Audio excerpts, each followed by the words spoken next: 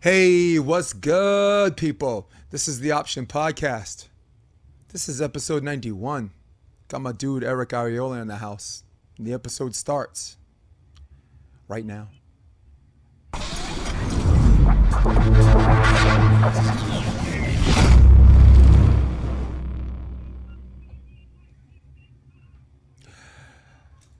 You asked, you shall receive. And for me, I deliver because I've got to give the people what they want.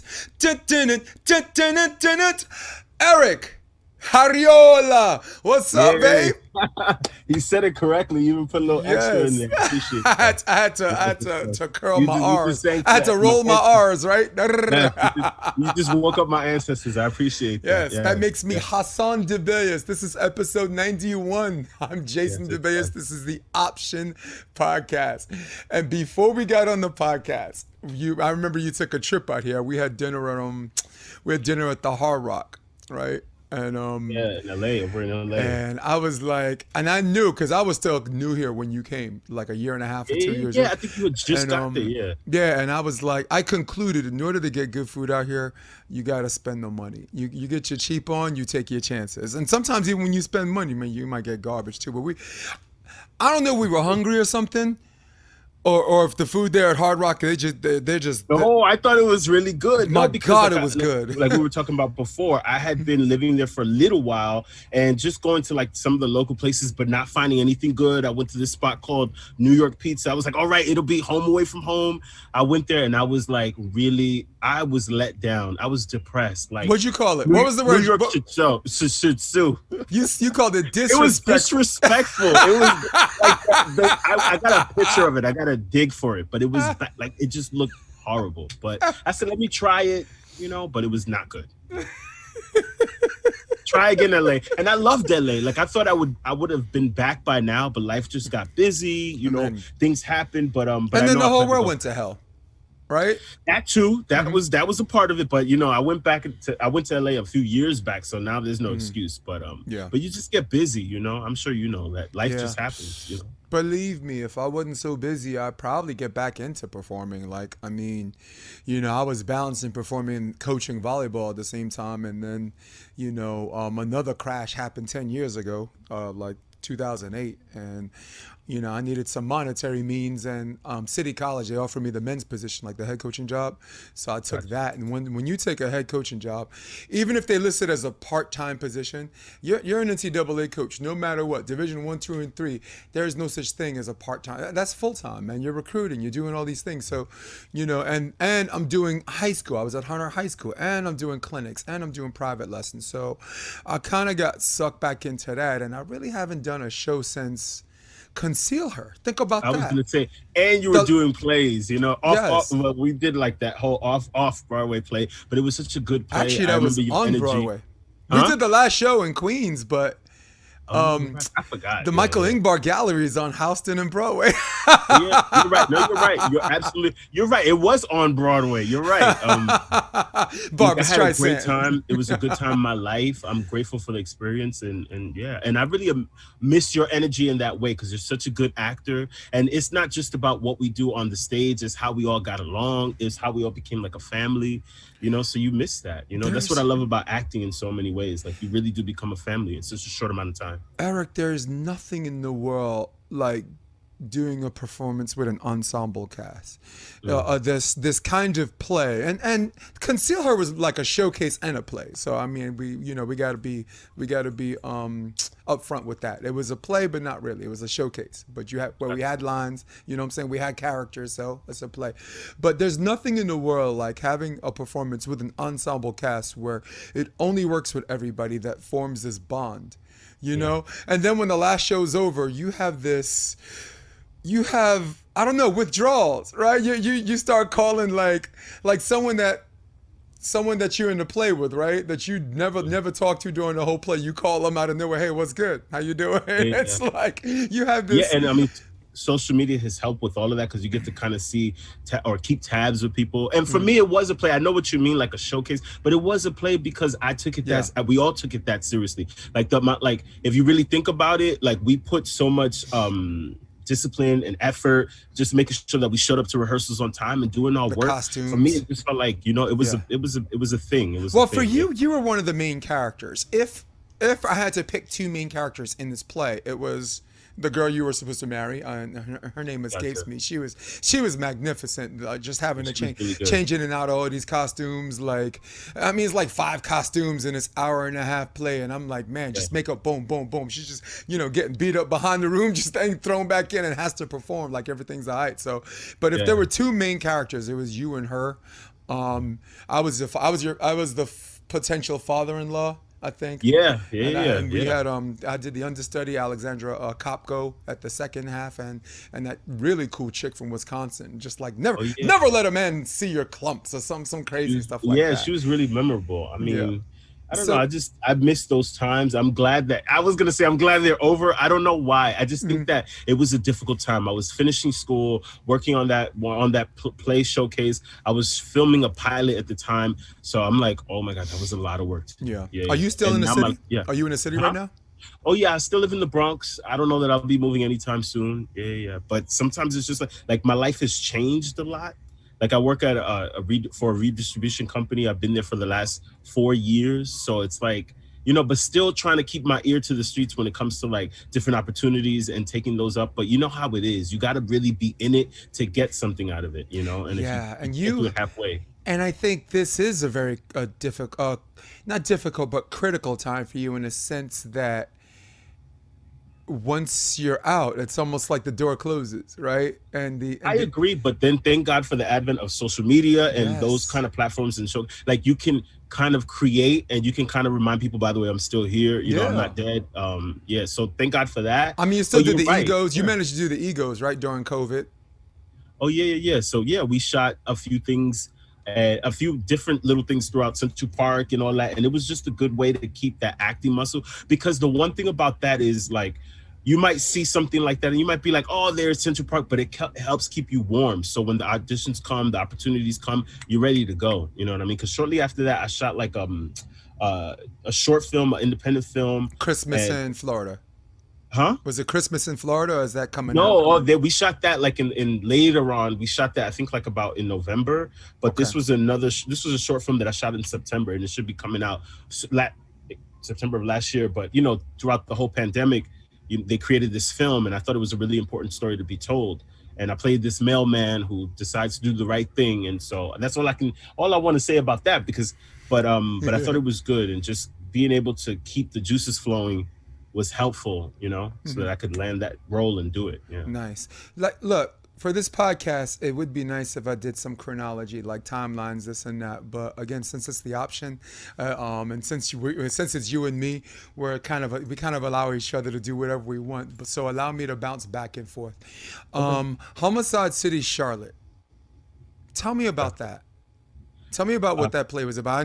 I know you were like you're a search party volunteer or something like that. That was wait. It wasn't a play. It was a crime show situation. Yes. But yeah. But it was something that I had seen online. It's a funny story. Like one time I had chosen to do this crime show, and I was gonna play like some like leader of a cult or something like that.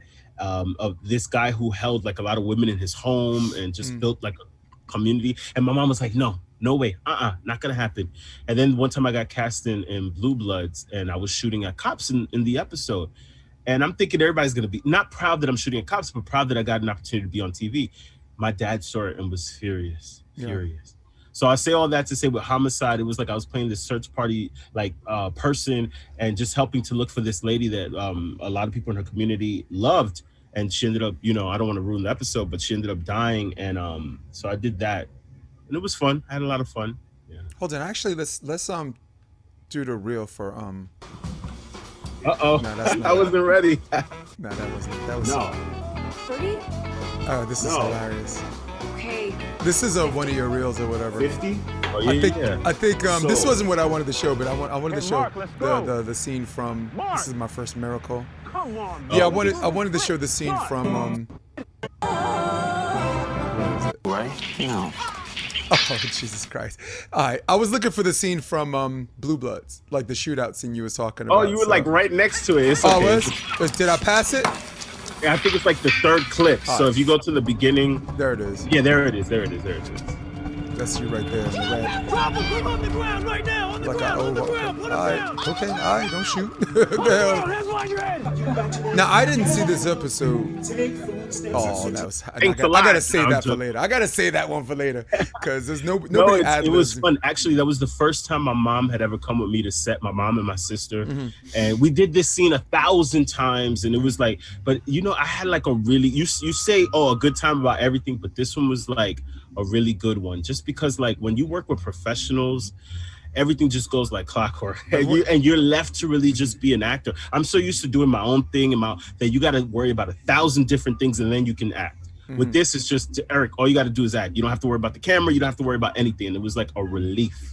Yeah. I've actually gotten a lot of roles over more experienced actors because the director and the casting director got this essence from me that I'm professional, that I run a tighter ship, I come to the audition on time, they see I have, I'll put on my resume just like whatever, like non-related experience, like I served in the military and this and that. So they're like, okay, he has military experience, he could do this, he could do that. So I outside of Marymount, right after I graduated Marymount, I was doing shows for 5 straight years. I graduated 2007. A year 11, right? Yeah, 2011. Oh my God. So so I started doing shows right pretty much right out of it. And a lot of it has to do with that. You're a real person, you know what I mean? Like you say, oh, it's not related, but I can't tell you how many things I see where they're looking for somebody with military army experience, and just you can't replicate that if you've never really been through that, you know what I mean? So you bring that to the thing. But you have one too. You have an urban education, man. Like coming out of Marymount. I'm not saying it's a school for rich fat white girls or anything crazy like that, but I'm gonna try to finish my thought. Let me try to finish my thought. Shit. But people do want to hire actors who are just comfortable in their own skin. So I don't know if you went to Marymount where they made you tear down and rebuild, or just take the talent you have and use the Sanford Meisner or Stanislavski technique and hone it and direct it a direction they wanted you to go or you wanted you to go.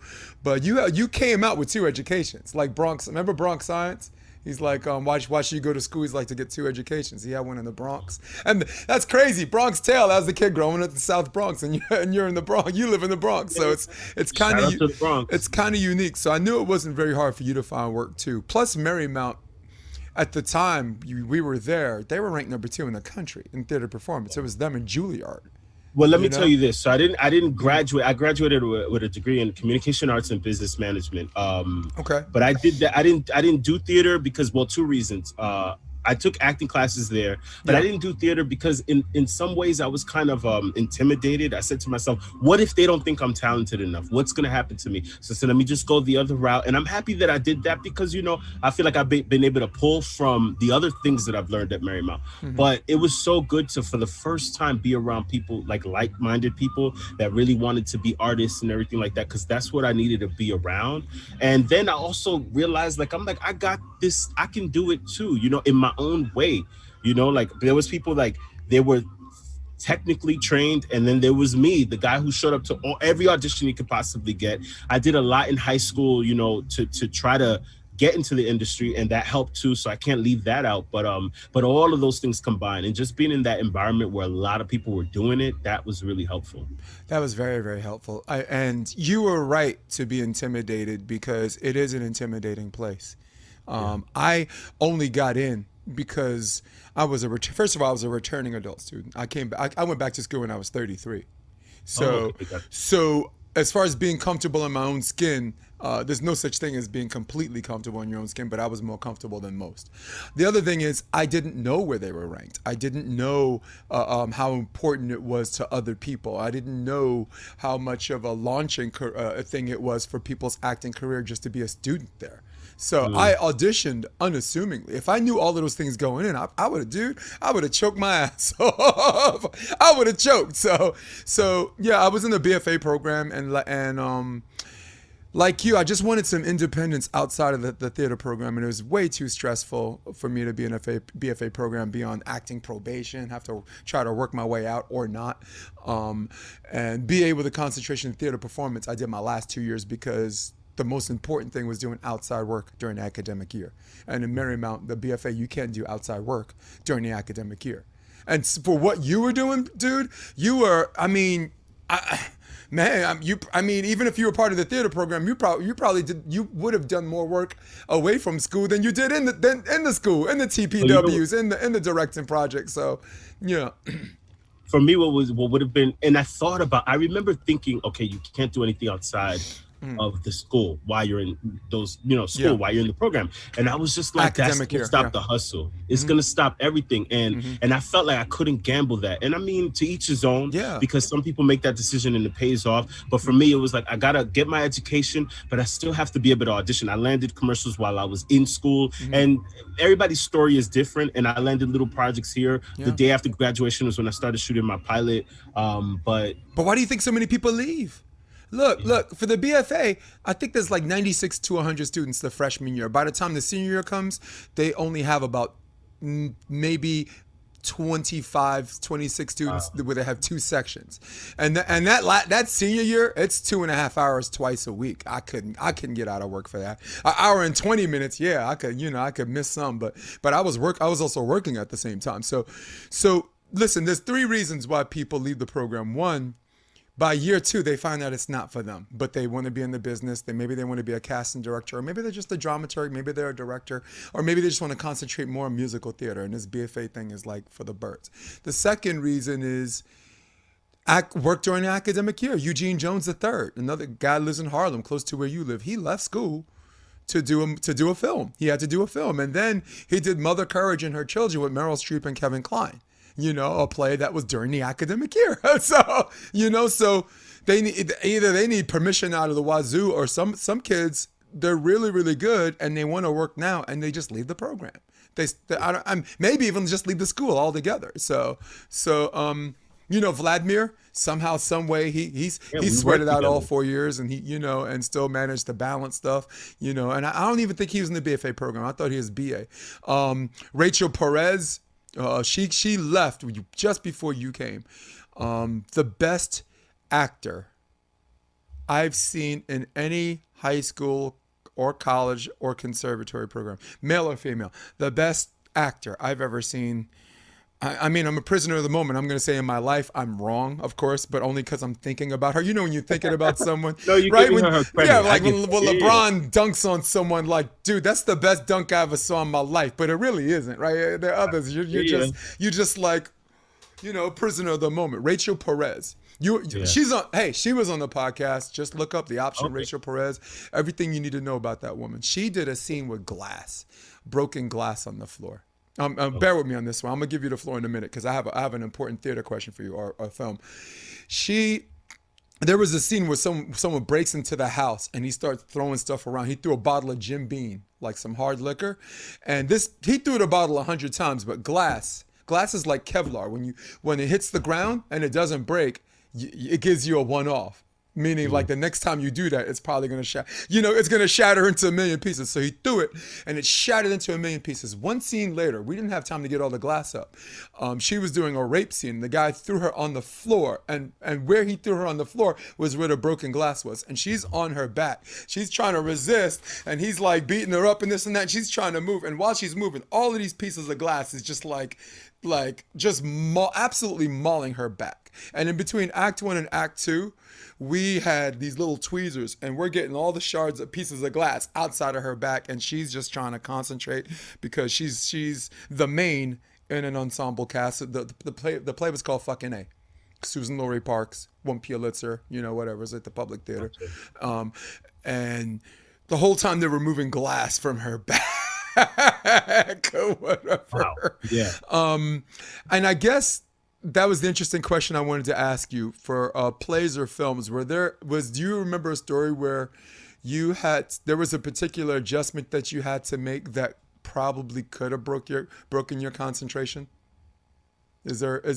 I mean, maybe not on that level. You like Jay, man. You gave me the standard. No. I mean, I think as actors, we all go through that, and it happens sometimes in the moments that you don't expect it. I can think of the first time I ever got on camera. I had been so used to like doing theater like in high school. And then all of a sudden they turn on the camera and I'm like, how do you deal with this? how do you do this? How do you convey? And you're not looking at the camera, you're talking to this person, and then you become so much more conscious of every movement that you're making, because you realize in theater you have to be so big, but in film you have to slow it down. You have to have a moment, a break, a pause. And I just got so in my head, and then I had to learn how to break out of that and just learn how to be in the moment, because I could do that as a comedian, but it didn't transfer over into like film till later on. So I remember just being like a deer in headlights. Like I had to walk across in the scene, and the director's like, walk. And all of a sudden I forgot how to walk. I was just like, oh my God, where are my legs going? It was so bad. Oh my goodness. Look, and I think as actors, and I can speak for myself, like we have bad moments, but all the bad moments kind of lead to where you are. Like I thought about the last project I worked on, and somebody came up to me and said, you killed that scene. And I'm like, that didn't happen by coincidence. Look, some people do it overnight. Some people it takes years. But to get that, to me, it was all worth it. You know what I mean? All the work, all the doubts, all the everything, all the negative things kind of came into that one positive moment where somebody says, we appreciate your work. I was like, what? I didn't say that in there. I just said thank you at the moment, but I was just like, if only you knew. If only you knew. Yeah.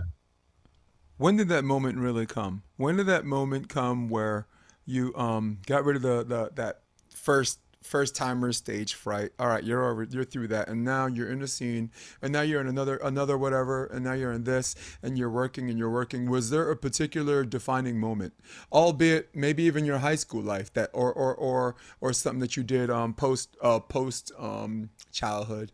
Was there a particular play or a particular scene where you told yourself, I think I could do this for real?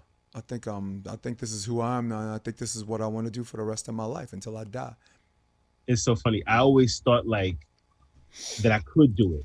It wasn't until later on, you start telling people this is what I want to do, and you start hearing the voices, you start hearing the doubt.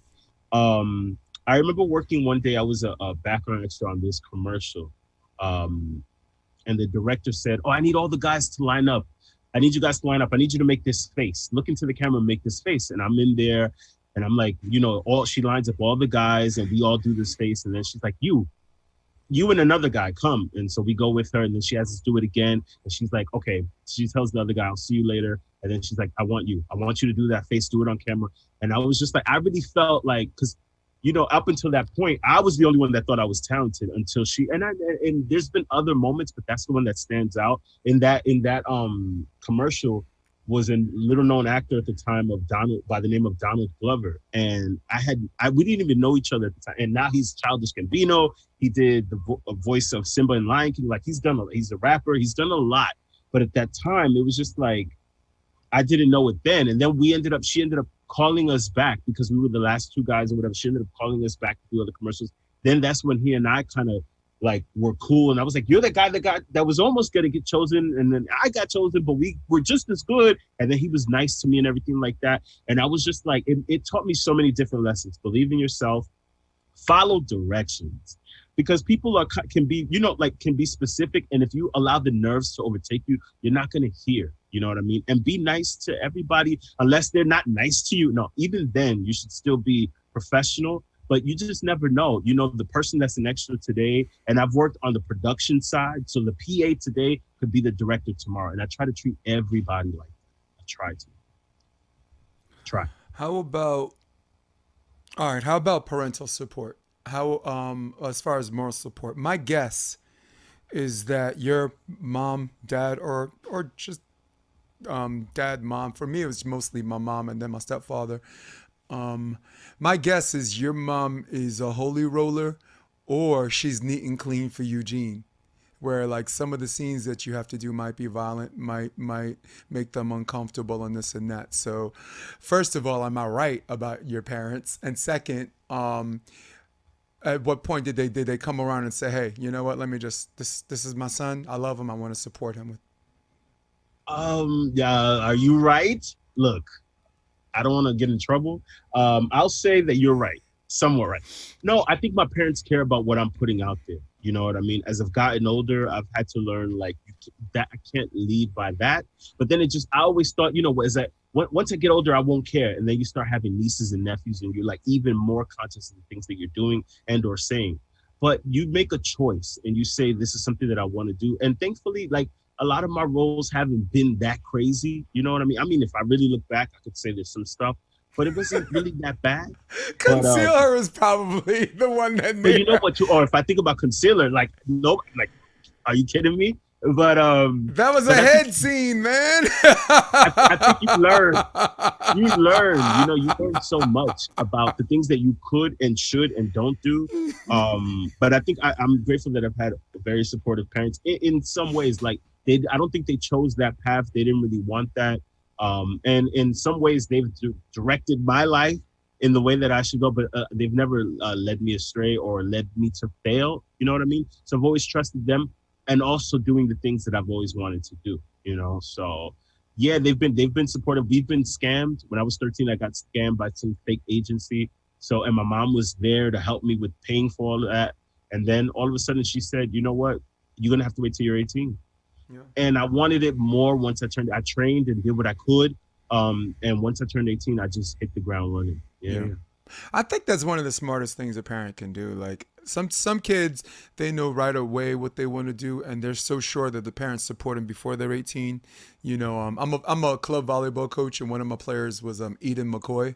She's in General Hospital, so she's a child actor, and I was her coach since she was 14 years old. And I don't think she's with the club anymore because, like, I think some of these kids, once they get their commitment, they need to spend all their time with their academia, and they miss a lot of practice time, club or whatever. So I think once she committed to USC at 16, she either moved on to another club, which is or whatever. But that's someone who knew right away, boom, this and that. And then some of us don't. I mean, sometimes you got to save us teenagers and you know, like as kids, from ourselves. Like when I grew up, I thought I wanted to be an accountant. That's ridiculous, dude. I'm not an accountant. Okay. Look what I'm doing right now.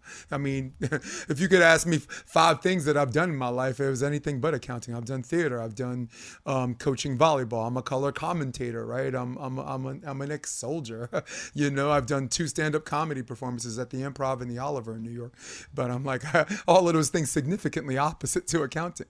So the reason why I asked is because my mom's a holy roller.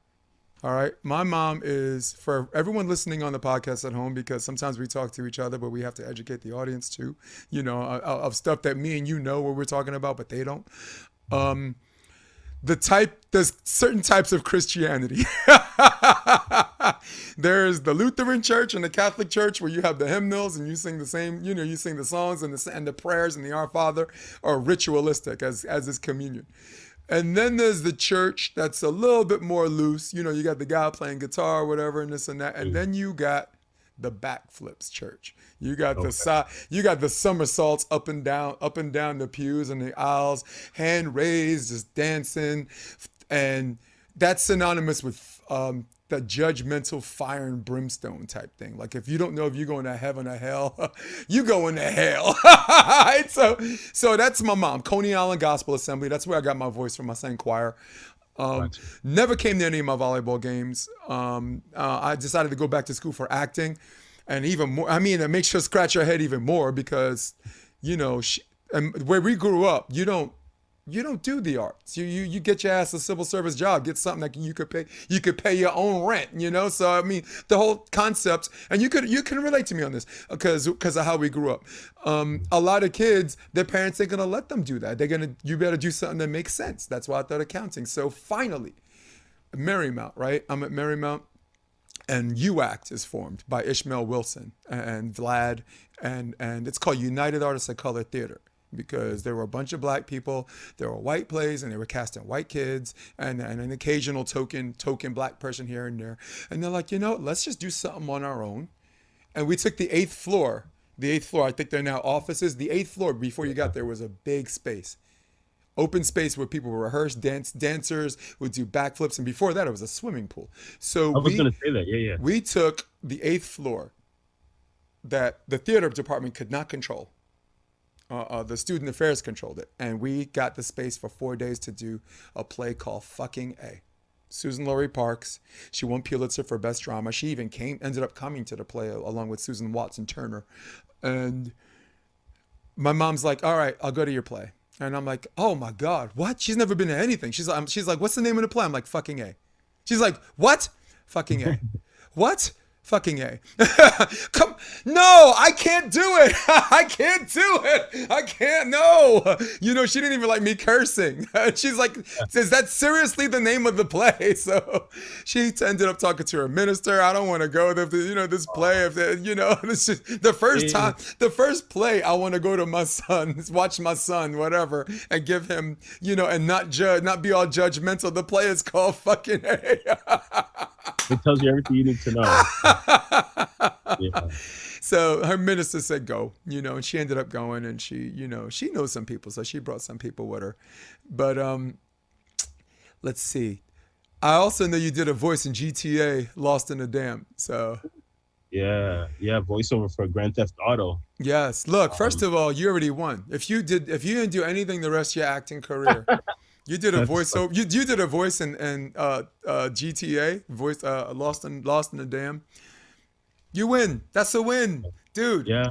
I'm gonna show you something. I got a whole collection of games that I have never played. Let me zoom in on this. Watch this. All right, there it is. Those are the zoom in on all my games. Down there, right there. Those are all my games for the 3. I see it. Those are my games for the 4. And I have GTA, of course, consistent with the PlayStation 2. I have GTA 3, 4, 5, San Andreas, Vice City, Lost in the Dam, Ballad of Gay Tony. That's my favorite one because that relates more to me, like the South Sun merengue scene, the nightclub scene, you know, for that. So to me, you already won, dude. What was your first acting gig? Oh, I can't think. What was that? 3rd grade gig, meaning, you know, it was like, it was a big deal to me. Sleeping Beauty was the play that we did. And I had spent the year before watching my brother be in this program called Cultural Arts. And he did Babes in Toyland, like kind of like with the net flute cello. And the guy, I forget his name, whoever the guy was with. So they did a remake of it here in the South Bronx. And the next year I got to be in a play. And that to me was like the biggest thing because I was like, I feel like I'm walking in the direction of where I'm supposed to go. Paid. How old are you? How old are you? How old am I now? No, how old were you when you did that? Oh, 3rd grade. What, 7 or 8 years old? Yeah. Okay. Yeah. And I spent that year before going to my brother's rehearsals and really learning. Like I was like, and then one day I got to see them do the actual play, and I was like, all that work, all that preparation, all that rehearsal was for this night. I got to see the play. It changed my life. It really did. Yeah. Okay, let's go adult. Yeah. Adult. When I got paid, I don't know because I don't even know. Sometimes I don't even think I've ever gotten paid. But it's like, damn, what are you, a wrestler? I remember back in wrestling, they make them do shows, and they owe so much.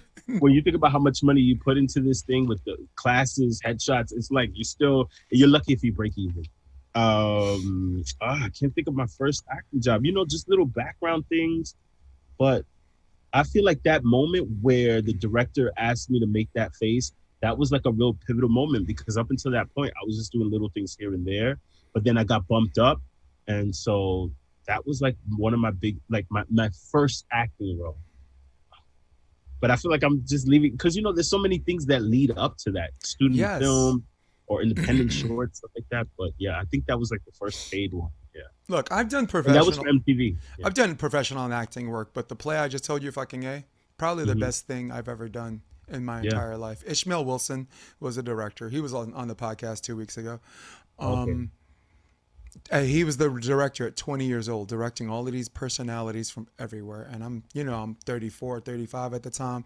This dude's from LA. This one's from, the Dakotas.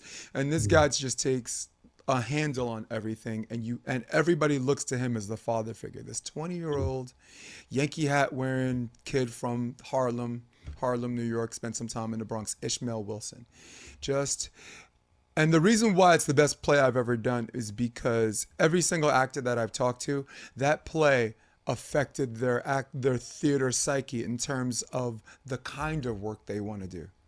Like, some people get in acting. We just want to do film. I want to do plays. I want to do straight plays. I want to do musicals.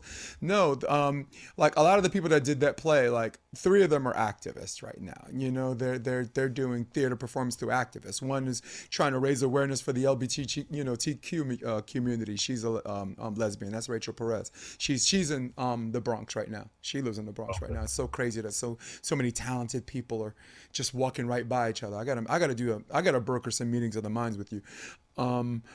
And every single actor that I talked to, it affected the kind of theater or film that they wanted to do from that point out. And that was college, dude.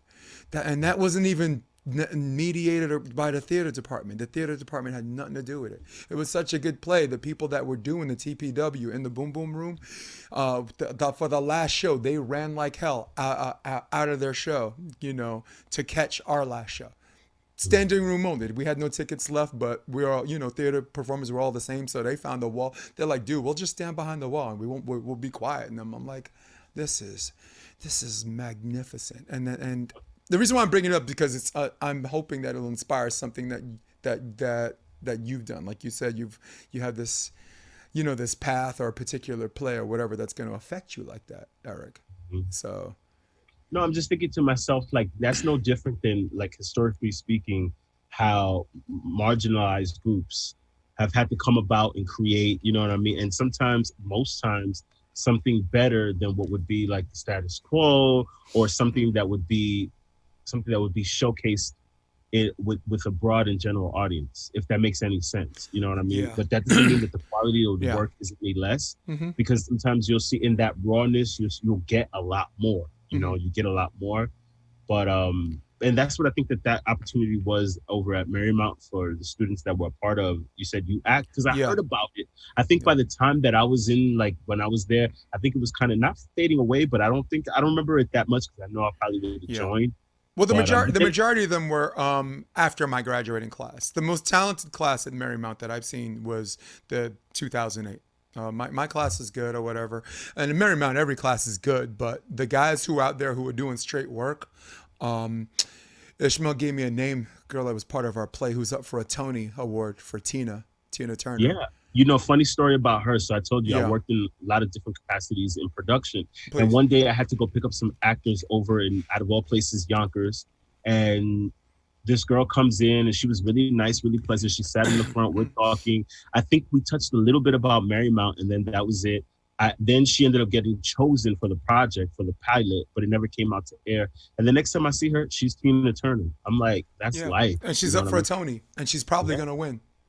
She's probably going to win. She deserves it. Marymount is, they had this magazine that said the 7 fastest way to the Tony Awards. Marymount was number 2 on that list. We've had people, and the crazy thing, there are only 2 were part of the theater program. They're just people who are directors, people who are communications majors who are also theater performers. Many people in your demographic, just people putting in straight up work right away. They didn't want it. Who the hell wants to wait till they graduate? Well, let's do it now. So, comedy. You did the Ice House when you're here in California? Yeah, that was a lot of fun. A friend of mine here in New York, I was putting up little pieces that I had done out in California, and he's like, "You got to go to the Ice House." No, you have to go to the Ice House. And I was like, "It's in Pasadena." I'm like, I'm all the way in LA, and it's not that far of a ride. And I enjoyed the ride, but I was just like, okay, let me go. And I think I had done a little research. I was like, okay, something is predominantly Hispanic area. Well, from wherever I was at in terms of the Ice House. So I was like, okay, let me just believe that. And then I kind of created this small little set. I said, let me keep it real. I talked about one of my favorite singers, Selena, who's a Mexican-American singer who passed away at a very young age through gun violence, somebody that was considered a friend and fan. Yeah. So I talked about that. And I was like, let me do that. Because I had been doing musical comedy. And I was like, I want standing up, playing the keyboard, singing music. And people like that. But I was like, I want to do something different.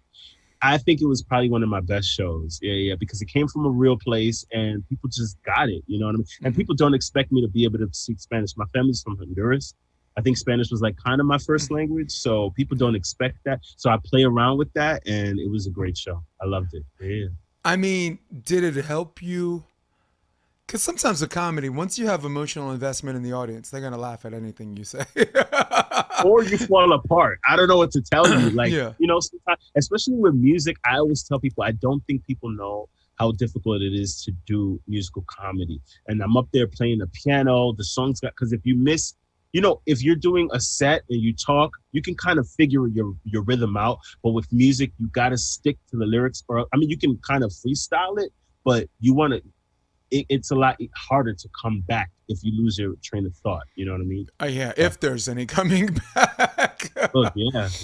If there's any coming back, but you're right. Like once you get the audience, they'll work with you. But I never rest on any of it. I never rest on just like you constantly have to work. You know what I mean? Because there's somebody that's better probably, and you just have to keep at that. But once you got them, I never think like that because I'm like, at any moment you can lose it. Any moment, yeah. Because I've been there. Where I've done shows and I'm like, okay, somebody laugh. But it gets bad. Like I've had that. Yeah, but then you learn from it. You know what I mean? Then you go to the next one. I remember there was a guy named a comedian. He was on Def Comedy Jam. This is like early '90s, and he says, he was talking about homosexuality or whatever, and it just made people uncomfortable. And then he goes, hey, I'm not gay, my husband is. And he starts laughing, and I'm so, Paul, my husband is. Where does he get it from? And then no one says anything, so he goes, so, anyway. And then everybody just starts laughing, and there's like this eruption, there's a tremor, and then this eruption of laughter, and everyone just starts clapping, and he's like... I'm sure that's not how he planned it, But I love the way. Go ahead. No, I was gonna say I'm sure that's not how he planned it, but there's something about the moment. You just kind of go with it. And I think, like me, I was voted class clown in high school, so I've always had like this funny thing about me, and I've always wanted to be funny. But I think that in some ways, the worst thing you can do is want to be funny. When it comes to comedy, it's almost like just be there, tell the truth. And whatever happens, happens. God, does that apply to so many other things in life? You said comedy, I give you straight acting, I give you musical theater. Hell, I even give you volleyball. Like you, I tell my players, you can't be on the court with the intention to be good, otherwise you'll never be good. You're in rehearsal, we call it practice, right? You're getting your reps in, you're comfortable with your reps, with a second nature where you don't think about it, you got to do it, and now that's your action and objective, right? And then your tactics, whatever obstacle, and your expectation as the net result is winning, right? So with comedy, you were just talking about, the expectation is funny, but it's never your intention. Your intention is just to deliver, and of course, like you say, maybe get in the lab, maybe lab it out certain other spots before you put it on full blast. I don't know. Yeah. I mean, that's what I loved about LA, because the energy. And the fact that you can go to one open mic or one club and do something, and then people are just like, all right, we're off to the next one. And then you're like, wait, where are you going? They're like, oh, we're going to this spot or whatever. And you go, and it was just a part of the culture. For me, New York is nothing like that. Absolutely not. No. It's not. No. But I miss that, because that energy is like, that's what gets you to the next level, because you have to be able to work out the kinks in your material. And for me, that's not something like, I think through social media, I've been kind of not spoiled. I've been spoiled and kind of punished because you don't get that instant reaction. But I'm like, okay, you get that delayed because you figure out what kind of hits a little bit later on. But when you go to a comedy club and you're there, you get to work material. You get to see like, okay, does that work? And you get to live in the moment. There's no editing in a comedy. Well, it's because comedy is the last bastion for truth. It's the last bastion of self-honesty, conveyed in a way where guys are thinking out loud to find out what works and what doesn't, to find out what's maybe offensive to whatever culture or what have you, or not, right? I just had a podcast. My boy James Barker, he's a club coach, right? And he is kind of this Republican space ranger, right? So I got another friend, Greg Faulkner. Whole family leans left. Me, I'm a centrist snob. All right. And digital media gives you every reason to make the three of us enemies. Every time we see each other, if we have time on our hands, because there are people that have time on their hands that just do research and just argue and bang at each other. Digital media gives us permission to hate and not love. Digital media gives us permission to take 19 things you just did right and one you did wrong and be like, well, what was the wrong thing? Because it's already in our human nature to be like, wow, if he got a 95, which question did he get wrong? But it's not in human nature for us to harp on that. That needs a push from something else. Where finally, James, I just told you, Greg, and me are all in California for AAU athletics, amateur athletics convention for the teens. And we go sing karaoke and we're in the same room and all we want to do is give each other a fucking hug. All right. So digital media, and maybe you're going to take the steering wheel from me in terms of comedy, but digital media always seems to magnify the negative. You're gonna have people say, "Hey, Eric, congratulations, you did your thing." Like you would post a commercial like on your social media, right? Whatever. You'll get like 30 comments about how much everybody likes you, and one guy would be like, I've seen better. Who's the one that's gonna leave a sting? Right? It's the guy. Yeah. You're not. Yeah. Yeah, I mean, and we want to, as human beings, we want to tell each other, don't read all the reviews, and don't freaking ingratiate yourself with people who are just negative all the time. You know. And I hate that it gives people that much power, right? Because if they finally say something nice about you, wow, even he thought it's good. Like all of a sudden he's the gold fucking standard to begin with, and he's not. So, in terms of comedy. And just your delivery and putting it away. How hard is it to tune out in real time? I'm talking not digital media. I'm talking live. Do you notice a distinctive difference between digital, things that are written, things that are presented, and things that are live? The floor is yours. What I appreciate about digital is that I get the time to actually really put my ideas to work. Right. I can fine tune it. I can craft it. I can use my imagination. I can use like now TikTok, things like that allow me to create a background. So I appreciate that. There's nothing like a comedy. There's nothing like a comedy room, like where you're there. It's quiet, meaning hopefully it's not quiet, but what I'm getting at is that the attention is on you and what you have to say. It's not like they're there to watch what I'm wearing. They're there to hear what I have to say. So I'm like, okay, what do I want to say? You can't replicate that. You can't do that instant laughter or that instant cough, because you can't get that anywhere else. I mean, some people have the power to silence a room. I've seen a lot of that in my lifetime, but when you make people just laugh, and especially now, like I think about what it would be like to do a comedy show now, and all the things that people are expecting you to talk about, and all the things you're like, you know what, we won't touch that, just because I don't want to wear you out. I want to make you think, but I don't want to stress you out. I want to actually make you have a good time, make you laugh, make you think, and that's it, you know. And other mediums, when I think about it, I don't know, but I've been grateful to social media because or the digital world, because it's a way to showcase to a large group of people. Sorry, and somebody from I'm here in New York, somebody in LA can see me, where I couldn't do that if I was, if I had to depend on getting on a flight, going to LA, I would wear myself out, and not just the flight, but I work. I have a life and other things, and it would be too much, but I can do it through social media. So I never really get to take a break. And in some ways, I'm really appreciative of that. Hell yeah. That makes sense. No, it makes complete sense. Let's just put it this way. When the doors are locked, digital media allows people to look out their window. I right? agree. Like, look, there's a lot, because comedy, right? There's a lot of closed doors in performing and theater. We were quarantined. That's all we can do. Yeah. We would go, on Netflix. We'd watch comedy. We'd watch TV. But it's not like we were around each other. You know what I mean? In some ways, that's still the case. But comedy's my lifesaver, man. These days, I comes in spurts. I watch Dave Chappelle. This 30-minute YouTube clip of just like his maybe 10 funniest bits or whatever. I was crying. If you saw me crying, if I had a trophy in my hand, you would have thought it was like an Oscar acceptance speech. It was Oscar acceptance speech tears, dude. Like, thank you. You really do love me. It was, this dude had me crying on some inappropriate-ish, man, on some stuff where he said it and the crowd can't believe he said it. Like, and they're like, he's funny, but he's probably going to be canceled next week. And he is. I have like my top 5 people that cancel culture came after, but they can't. But they're made men. The only thing Dave Chappelle could do is shoot a 5-year-old, and I mean that's the only thing that's gonna get him canceled. The guy can say what he wants because one, he always brings it back.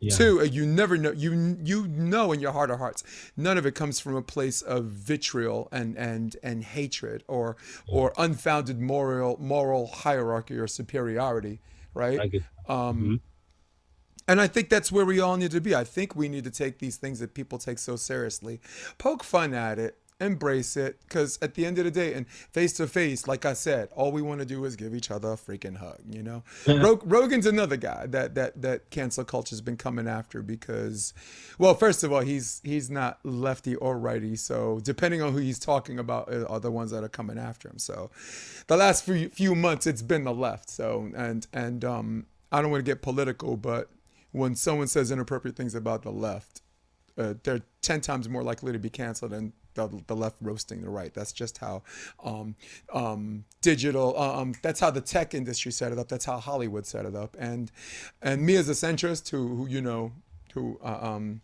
should have ran for president himself before these two guys, it doesn't come from this. I promise you, it doesn't come from an unbiased. It doesn't come from a biased place. I don't. I really don't care about that stuff. But don't you appreciate the importance of comedy right now during this COVID era? I was thinking while you were talking about Dave Chappelle that one, he's a legend, right? And also he's also educated, and his parents are educators. Mm-hmm. And what I mean by that is he's able to. Sometimes you have to be able to see things in multiple perspectives in order to kind of reach the audience and also convey what you're trying to say, but from a deeper level. Mm-hmm. Like his stuff has another meaning to it, and I can't go any further than talk about one of my all-time favorite comedians, Paul Mooney, who just recently passed. Shout out to Paul Mooney. R.I.P. Yes. Yeah, I feel like he's like my comedy grandfather because I don't think my style is similar to his, like where he always talked about race, but I feel like I watched something in him. Like I used to watch Comic View growing up a lot. It was a show on BET with stand-up comedians, so I loved that. But it was something about Paul Mooney just saying it how it is, being unapologetic, that kind of spoke to me. And I was like, when I first did comedy, I tried to be cute. I was like, oh, let me talk about this and the differences and that. And then one day I was just like, don't worry about people liking you. Yeah. Start talking about people in the room. You know what I mean? Yeah. Talk about people. Yes. Talk about you. I'm going to talk about you and let you know how you are. You know what I mean? Like and that Joe Torre was famous for that. Something. Yep. Huh?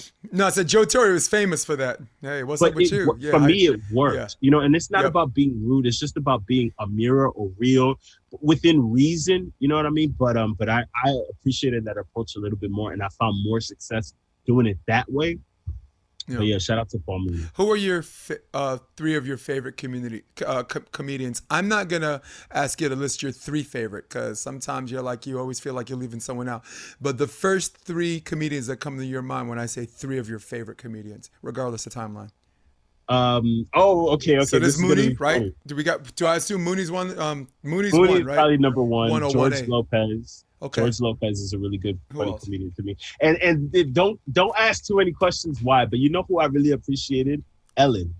Why? No. But you know what? Because I watched her Netflix thing and I've watched her stuff over the years. I appreciate and she would probably find this as an insult, but how simple her stuff is. She talks about everyday simple life and just makes it funny. And she's not somebody that's like vulgar or anything like that. I don't curse in my comedy. I've wanted to explore that, but I don't do it. I like that a female comedian's in your top, somewhere near your top 3 in a male-dominated. Monique, yeah, you know what I mean. I could say I could say a lot of different names, and I need to get back into it and really watching it. But that list would be so long. Steve Harvey, a lot of other just. Oh my God, Steve Harvey. Yeah. I saw him in Def Comedy Jam first performance, dude. He's like, I was watching TV, and they said we're pleased to bring you America's favorite sport. The America's Cup. He said, who the hell did they check with on that? Oh, man. America's Cup. He says, I don't know about you. He said, but for us black folk, we lost our taste for sailing 400 years ago. Okay. And he points at a white couple. That's a little slavery humor. We're just trying to say, if we get on a boat, we want to know where it's going, and more importantly, when it's due back. So, Yeah. So that was a bit I liked from him. But my three favorite, not absolute favorite, but prisoner of the moment, since we're this whole episode is being prisoners of the moment. Richard Pryor. Okay. Yes. Robin Harris, R.I.P. 1990. He's the one that did the Baby's Kid thing. And I think he wasn't alive long enough to do the cartoon, but he was. Yeah, if you go back just maybe YouTube or whatever, Robin Harris, he's amazing. I would put it up now, but I don't want him to take my podcast down. I was gonna put a clip up, but I don't know about copyright stuff. My third one, Joey Diaz. Okay. Joey Diaz is this raunchy, like, deep voice, like, yeah, how you doing, cocksucker? Like that. Like, the thing I liked about Joey Diaz is because I don't think he authentically remembers names, and the way he describes people, it just makes you laugh. It's like, okay, it's that. Like, I'll give you an example. Yeah, who's that guy? Who's that guy with the one nut riding the fucking bike? What was his name? Armstrong. He's just. The dude, he makes you, if you're in a club live, you are holding on to the armrest or whatever, or the bottom of your seat, and you're like this. You're like on an amusement park ride. You're like this, dude. So I'm gonna give you an example, and I need an answer, a comparative answer, right? I'm talking to Lauren Bacall, another RIP. I'm sitting with her and we're having a conversation, and she talks about either herself or another actress that did 100 performances, right? And the first 5 performances, there's a certain way that she asked for the sugar for her tea that made the audience laugh, right? For the next 90 performances, no laugh, no reaction, no nothing. The last 5 performances, people started laughing again. And when I asked, what did you do, or what did she do? She said, I asked for the sugar and not the laugh. And my question to you is, how connected is that kind of approach to comedy? How much could you as a comedian take that, and how much of that is not a mixture? How much of that is not necessarily so? Go. I think that sometimes, like I remember reading something where some comedians time themselves. They're like, gotta get a laugh every 10 to 15, 20 seconds or something like that. And that to me is where it becomes like a little bit more work. If it shouldn't take you that long to set up a joke and everything like that, but I can't focus on that. I have to focus on what's the truth. What makes me like kind of chuckle, but what's the truth? What is the real in this moment? You know what I mean? Because if you can kind of get that, then mixed with an element of surprise, mixed in, like if I'm doing music, like kind of catchiness and some sort of rhythm to it. If I'm doing stand-up comedy, there has to be something like kind of controversial. I feel like that kind of helps. I don't know, but it's like a recipe, and I can't really put my finger on it, but I know when I have it. And sometimes, like, let's say, for instance, if you go to do open mics and workshop your material, sometimes that can be hurtful, because not hurtful, but like, because now you're in a room full of other comedians and nobody laughs more quietly than another comedian. You know what I mean? Like people, like comedians will hold back because, like, unless you know, or that's what Whitney Cummings said. She's on Rogan's podcast. I'm not about to laugh at you. There's nothing more terrifying than doing comedy in a room full of comedians, dude. But if you can make comedians laugh, and if in some way you can make them like you, which that's not what you're there for. You're more worried about the audience. But it's happened to me where I'm doing an open mic and the comedian, like when I went to LA. Like the comedians would, because I would always talk about being from the Bronx, and I don't know if that got to people, but they'd come back to me. They was like, "Oh, I like your stuff," or "You're good," or "You just got out here, good luck," and all that, and that was helpful. You know what I mean? So all of that is just really helpful in terms of being a comedian. You know, I think you have it, you know, and then you just kind of develop it. Well, the old saying is, if you can make a comedian laugh, you've arrived. But then on the other hand, speaking for someone who doesn't do a lot of comedy, again, I've only done 2 shows, and that was in my teens. And I'm 50, so that might as well be 2 lifetimes ago. Yeah. But something a comedian you made me laugh all day. So but something like a comedian might laugh. some a comedian might laugh at. I'm gonna drink to that. Some a comedian might laugh at may not be funny to an audience member. Maybe an audience member who's easily offended, which I disqualify because they shouldn't be at comedy shows, or just something where someone's like a little insensitive, but that was okay, you know, and this and that. Like Rogan actually said his last birthday. I forget who it was, Bill Burr or one. Or Ari Shafir gave him a birthday cake that said "Happy Birthday, faggot," and he couldn't, like, when he told Whitney, they cracked up for like 15 straight seconds because it's something where they know someone, something where the F word is flung in an affectionate way and not in a disrespectful way and not in a way to make one feel more morally superior or inferior. Like it's one of those things where I grew up, it had nothing to do with being gay. You know, and now you have to watch how you say it because it has everything to do with being gay and you know, and being gay and being beat up and being ridiculed in this country is a real thing, right? Oh, yeah. Right? You know what I mean? This is why white people don't get to use the N-word, not even in a rap song. You know, in the privacy of your own home, right? You hear some Dr. Dre, you get your N on, but you better make sure nobody else is around. You're gonna get a 2-piece, a 3-piece, and a soda. So yeah, but that's the challenge. Certain things that other comedians might find funny, like Joe and Whitney were cracking up. I even laughed because I'm from a different time period, you know. So, wow, yeah, that's those. I mean, again, it is stressful being in a room full of comedians. I mean, I will say that I what I like is because I go to, let's say, a comedy show as somebody in the audience, and sometimes I feel like people get a little carried away with what they say and how they say it. Maybe I'm one of those people that are sensitive and like, but I don't think people should feel exactly like what you said, like where there's a level of superiority or somebody's talking down. But sometimes it turns into that. And I'm just like, let's just keep it like funny, but everybody's levels are different. For me personally, I wouldn't find something like that funny just because, like you said, the connotation behind it, people that have lost their lives because of feeling less than. But I could understand how people have that kind of relationship, how it's not a big deal. But at the same time, it's like, I don't know. I feel like in my world, I would use other language and not necessarily talk about somebody's sexuality, but just talk about, like, I feel like I'd find something else. You know what I mean? Like I would, but I don't know. I think Chris Rock said it too, like in that "Kill the Messenger." Like, in context is everything, right? Yeah. Context is I everything. agree. And listening to the entire thing, I mean, if someone's going to use that, him saying that one time as a straw man argument, yeah, I say have at it. But context is everything. Like, you know, I hate to talk about Rogan again, but he pretty much is on the news saying that sooner or later, white people won't have a voice, you know, whatever. They're going to be ridiculed for everything they say. And they took that little bit and all of a sudden it's on CNN and this and that. And I'm like, if they only listen to 20, it's a 3-hour podcast, and you don't even need to listen to the whole podcast to know that they took what he said out of context.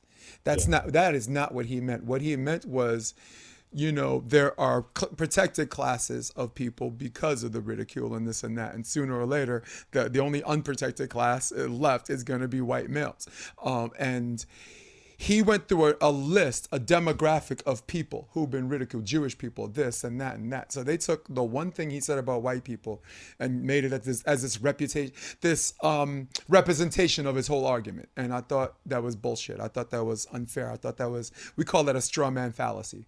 Taking one part of your whole argument, you know, like if you ever seen Bad Boys 2, Will Smith, Martin Lawrence.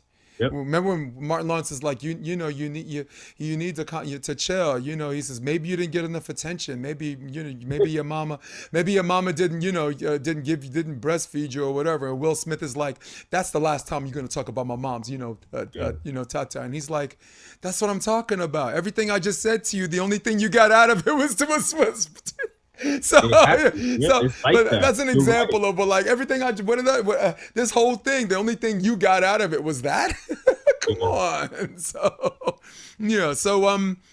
what's up this year? What's you got a project that you can't talk about that's none of my business?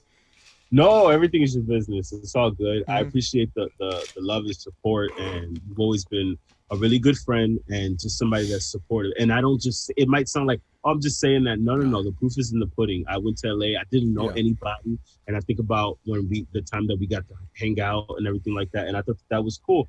And wasn't that so random? Wasn't that like so random and fun? Yeah, but like that's probably the best. Like that's always the best ones. Like when it's just kind of like, all right, let's see if we find time to hang out, and we hang out, and then you know what I mean? Yeah. That was great. But in terms of what I got going next, look, I'm in school right now. I'm in grad school. I'm trying to finish. Good for you, man. COVID's the perfect time to finish grad school, man. Look, tell me about it. I think it's a good time, but it's also a challenging time. You know what I mean? Because you start thinking about your priorities. You start thinking about reevaluating things. Also, I don't know. I chose this time. Actually, it was last year that I started, but I chose that time just because I was like, there's probably no better time than the present.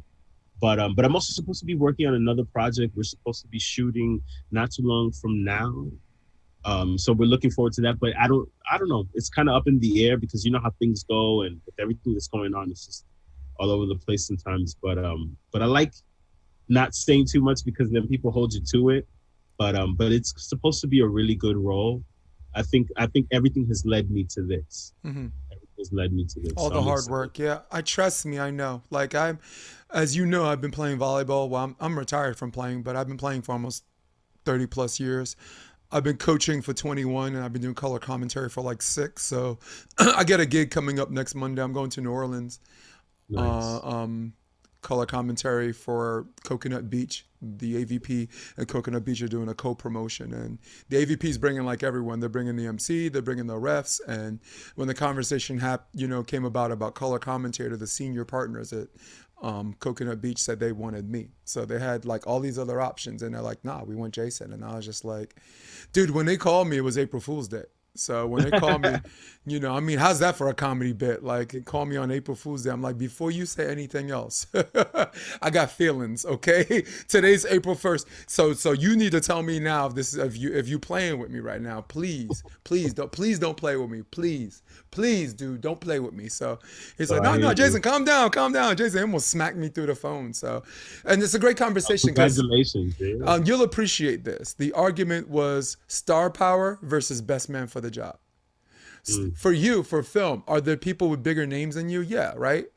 So now it comes down to do we get this guy because he's going to attract more people, or do we give this kid a shot because he's uber talented and you know what? And if he does what I think he's gonna do, it's gonna his ship is gonna his rising tide is gonna lift all ships around him. So, I really hope. I guess the reason why I even brought that up, I'm Kanye West in this. I'm bringing it back full circle, right? I'm taking something that don't make no sense, but it does at the end. But it does at the end. That's his genius, right? He takes something like I'm talking about Bruce Lee getting whatever dead, but no, but I think the connection, yeah. No, but I think the point I was trying to make is what you think is coming up could be what you've been working for and what you've been waiting for, and now, as far as place at the table, man, you just go out there and do your thing, man. Always, And I want to say that at the end of the day, you don't have to sacrifice everything. And I know that sounds crazy because that's all we learned that in this actors world, comedian world, that you have to sacrifice. No, you can still keep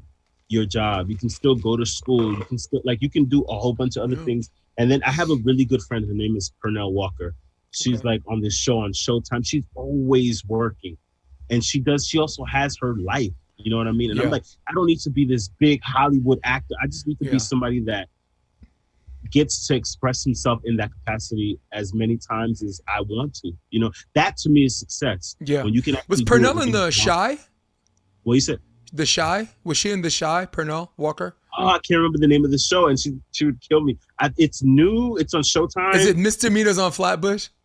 No. Because you should have been in that, dude.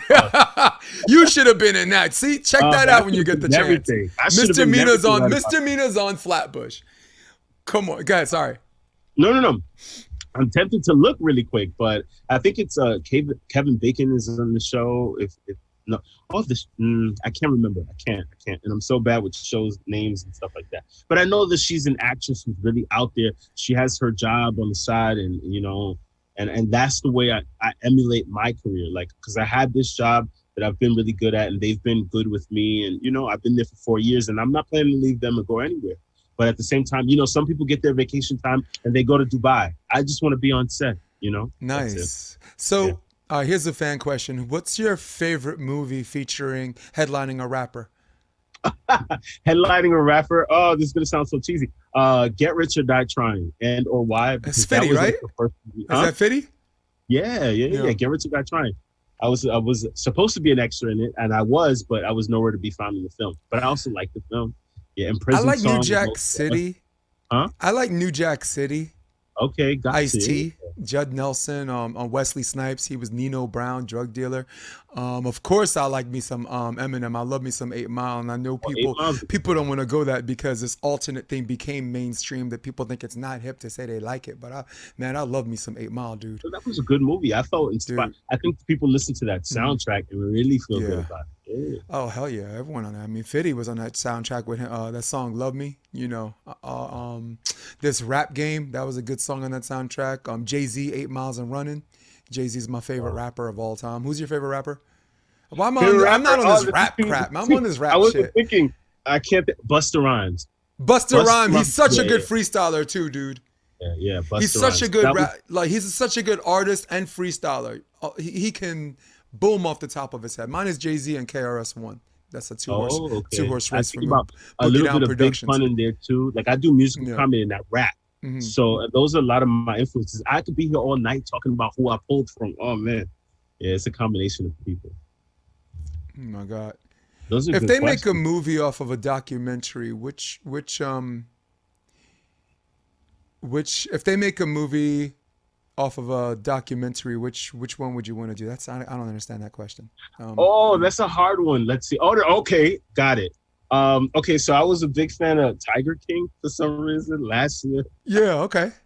I think they're gonna turn that into a series, so it's not that far fetched. Mm-hmm. Look, I'm onto something, but that was good, and I think the guy Joe Exotic, he's like suffering from some sort of cancer now. So I'm like, wow, it's sad. But I know that's kind of like joking, and that's probably not the answer that you wanted to hear. No, look, that's the first thing that came to me. Well, first when it came to me, and it's dark. Khalif Browder. If they ever did a movie about him, Khalif Browder. I mean, again, you might know, but educating our audience, this is a guy that got arrested for stealing a backpack, allegedly stealing a backpack at 15 years old. The DA says, "Cop to the plea, you get to go home." But this kid said, "I didn't steal any black backpacks," so they send him to Rikers. And they file a motion for continuance for his trial and another continuance. And I think there were like 5 or 6 continuance. This kid wound up in jail for almost 3 years, from 15 to 18 years old, for a crime he didn't commit without a trial. And I guess some judge, when he was 18, was like, what the hell is this doing on my desk? Sentenced to time already served, get him the hell out of here. What the hell is this kid doing? But the whole time he's in jail, I mean, Rikers is like a gladiator academy. I mean, those are grown ass men. He got beat up. He got, a lot of bad things happened to him. And like a year later, he killed himself. And Jay-Z did a documentary on it. I forgot what it was called. His name is Khalif Browder. So people Google search that, look that up at home or whatever. But his character is just so. I mean, he's so positive, and he's like, he still believed in himself, but then there's moments where he's not. He's this extremely flawed human being. I mean, we all are, but this person that's up, and then he's down. He's up and he's down, and you're trying to figure out why he's down or what crept into his head that got him down. His mom didn't have bail money. I mean, it was only $3,500, but say only $3,500 to someone in the Bronx, they'll slap me. And yeah, Khalif Browder. That was the one thing, I mean, it's weird because you're like a comedy guy, but I think if there was a role if they ever make a movie out of that, man, you need to audition for that and take a baseball bat and kneecap anybody else that auditions for the same role. Just make sure process of elimination, my dude. Somewhere of substance. No, yeah. It reminds me of the Central Park 5. Yes. The Netflix series that came out, and how that was well received, amongst like just society, you know what I mean? And that story, even though it goes back so many years and we've seen that whole story replicated so many times, but it was good to finally be able to see it, on the Netflix platform and just like make it more something that people could understand today, and to hear their stories now Yeah, so you're right. Something like that would definitely be. And these are the stories that need their attention. For all of some of my friends that I argue with, they're like, well, if you look at the FBI, numbers don't lie. Like black people commit more crimes. Like black people commit crimes on black 93% of the time, and white on white is 84% of the crime. And I'm like, first of all, you're not talking about crime. The FBI file doesn't say crimes committed. It says arrest made. All right. Now we both know where you live and where I grew up. You're more likely to be arrested for weed and smoking weed in Harlem than you are on the Upper East Side or on the Upper West Side. That's just truth. All right. Even less. That is as factually true as an opinion's gonna be. All right. So of course the arrests are coming up. And two, 93% to 84% is that's not that skewed a number. That's like you saying, I'd rather be hit by a Mack truck than a bus. He says, you're like, I got hit by a bus, but you got hit by a Mack truck, so you're worse than me, right? I mean, one is 83%, one's 91. That's ridiculous. And third, black on black crime exists because they're not out there specifically. The people committing crimes are not targeting other black people because they're black. There's just it's crime of convenience. It's not like I'm rolling up Flatbush Avenue and I'm like, I think I want to drive to Bensonhurst and rob an Italian instead of a black dude. So it's just, I think more of these instances, the Central Park Five, Khalif Browder, I think some of these people can help other people understand. All right, because I don't think people are inherently bigoted. They just don't understand. Sometimes they just need to see. And then there's some people that are bigoted. Bigoted meaning you're set in your own ways, and that's it. And that's how you want to behave. Okay. These are categories that are repairable. Racism isn't. Racism is a disease because racism is the inherent belief that someone is superior or inferior based on their race. And that's just hard to come back from. If someone doesn't consider Eric a person, they think they can do whatever they want because to them, you're not a person. So very, very important. I mean to bring it, I brought it all the way from comedy to that. I think it's important, we can play around. I can talk about Tiger King, but I think it's so important to take it back. And that's the same things that I try to do with like the pieces, because you spoke earlier about, what does it feel like when you choose something? And that's why it's so important to me to pick something that I'm going to be proud of at the end of the day. It's not about what I did, what I said, will I be able to live with this at the end of the day? Yeah. If I can do that, it doesn't matter what I have to do. You know what I mean? Do you still say, what will my mama say? I don't think that's something wrong. Look, I don't think there's anything wrong with that to a certain extent. And I think that my mom is forgiving and loving, and, but I think there's nothing wrong with that. But at the same time, I'm also grown and I have to make choices, Yeah. So I'm going to give you something funny that I said or heard, like at a dinner table, just talking with friends, and then you're going to give me something back. I was at dinner and we were talking about Bill Clinton. And I met him at the Waldorf. My boss, who's a cardiologist, got American Heart Association's Physician of the Year. So, and everyone, all these rock stars are at the Waldorf, and he invited me. He even got me a tux for it, because I didn't know what a tux and a suit was. Someone tells me black tie affair. I'm like, all right, cool, I'm black and I got a tie. No, it's a tux, you dork. So. But Bill Clinton has this light shining behind him, right? And metaphorically speaking, and when he moves, people like pigeons to bread, they move with him. So the punchline for me was, I said, we loved Bill Clinton so much that when that stuff happened with Monica Lewinsky, we blamed Hillary. And everyone at the table started cracking up. I think you're going to say they blamed Monica. Funniest thing that you said or heard. The last one. Give me something. Oh my God. Okay. There's so many. I can't. Look, I was just telling somebody, like, I had to learn how to be tough. I remember, like, in the second grade, some girl said, "Oh, that's why your mother's a $2 hoe." And I remember everybody just laughing. Like, the teachers came out the teachers' lounge to laugh. The lunch lady was laughing. And I was just there, like, that to me was, but she was really good. She was funny. That to me was funny. And I learned how to be funny and be a little bit tougher after Fatima told me my mom was a $2 hoe. Oh my God. I remember watching wrestling 100 years ago. John Cena called wrestler Lita, like someone that I can just have for one night for $10 or whatever. And she says, you know what, John, screw you. And he says, I don't have $10. And she said, shut up. I was just so hilarious. That's weird, yeah. Yo, we got a sounds 3-hour time difference. And at some point, I know you want to get out of here and eat. You know, for me, it's pizza night. Like every Thursday, it's pizza night for my family. So every week we take turns on picking a particular joint, a new joint, just to try out. Good luck. You're in LA. Good luck. Yeah, when you come, I'm gonna show you a spot. It's a deli that has a pizza oven. It's called Mickey's Delicatessen, and it is my last bastion of hope for good pizza. They took a sauce combination from Paisanos, which is also a good pizza. So good pizza by the slice is Paisanos. You as a New Yorker, you'll appreciate it. It's like a hard crust. You know how like some pizza joints are hard crust? Like the pizza tastes like overcooked, but it at least tastes like pizza, you know. And some pizzas are soft dough. So pizza by the pie is Mickey's, the deli, and pizza by the slice is Paisanos.